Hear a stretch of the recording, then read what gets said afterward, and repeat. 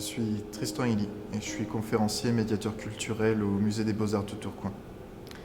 Et non, ceci n'est pas mon portrait, même si on me le demande souvent.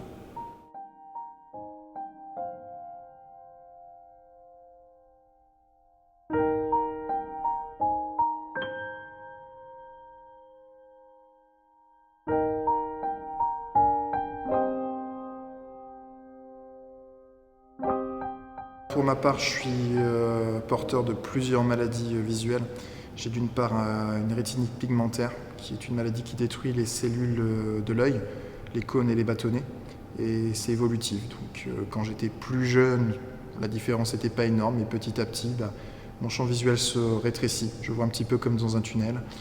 Je vois donc plus sur les côtés, en haut et en bas. Je vois plus sombre également, ma vision diurne est très affaiblie, très amoindrie, ce qui fait que je me déplace avec une canne le soir. Et à ça, j'ai également été opéré d'une cataracte et j'ai encore un nystagmus qui est la pupille qui tremble et qui m'empêche de faire certaines mises en point et d'être précis dans une lecture ou dans l'approche de détails.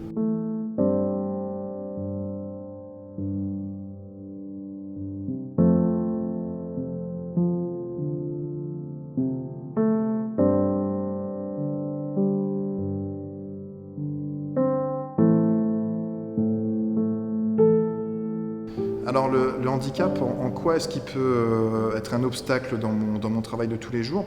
Par exemple, lorsque je fais une visite guidée, alors avec des enfants ou des adultes, et que je leur parle d'une œuvre, au moment où je leur en parle, je la vois pas, ou je la vois pas précisément.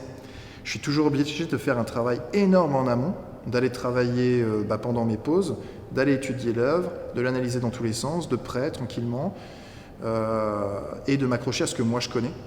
Et parfois de poser des questions un petit peu fourbes aux gens pour qu'eux-mêmes me révèlent des éléments que j'ai pas vus. Donc c'est quand même, on peut se dire, c'est un petit peu compliqué que le guide qui nous mène au travers des œuvres, il voit l'œuvre parfois moins bien que vous.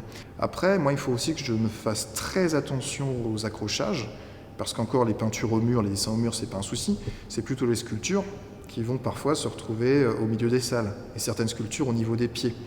Et là, à ce moment-là, je ne les vois pas forcément et une catastrophe peut vite arriver. Donc il faut vraiment que je sois très concentré et très méticuleux dans mes gestes, dans mes déplacements.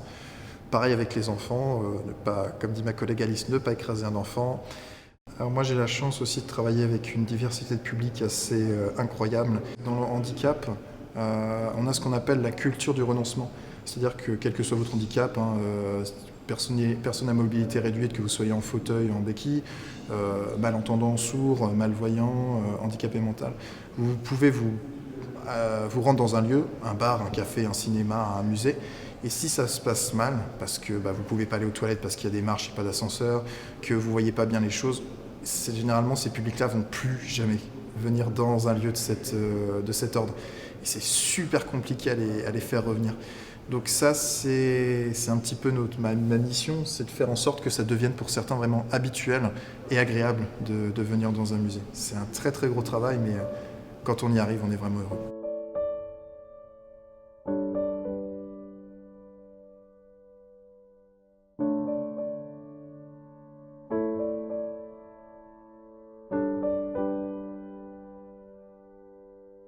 J'ai mené en mémoire sur les yeux d'Edgar Degas, qui n'est pas forcément très connu pour ça, mais qui avait une grosse maladie aux yeux, qui a fait qu'à la fin de sa vie, il voyait plus rien, il voyait plus les lumières, il voyait plus les couleurs. En fait, il tendait à son modèle, ses pastels, en disant de quelle couleur est celui-ci, de quelle couleur est celui-là.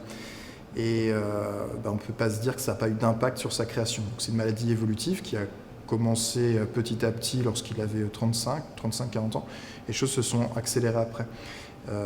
Donc c'est super inspirant pour une personne handicapée de se dire il y a des personnes qui avant toi ont eu des déficiences et ça les a pas empêchés de devenir des artistes assez incroyables. Et puis c'est pas le seul, il y avait Claude Monet qui avait une cataracte. Puis c'est inspirant effectivement de se dire que tous ces artistes disent que c'est pas parce qu'il nous manque quelque chose qu'on n'est pas capable de le compenser par ailleurs. Moi personnellement j'écris, je suis dans la poésie et dans le théâtre. Et ça m'handicape pas forcément, mais c'est quand même se dire on peut y aller. C'est pas parce qu'on a une perception du monde différente qu'on ne pourrait pas y aller. D'ailleurs au contraire même.